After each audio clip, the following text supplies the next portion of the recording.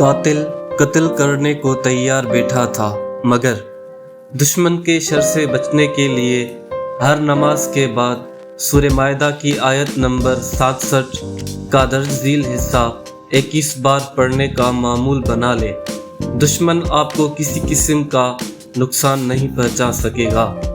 واللہ یعصمک من الناس۔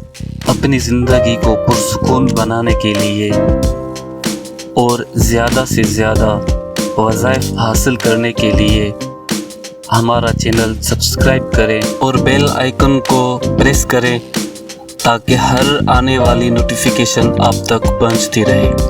شکریہ۔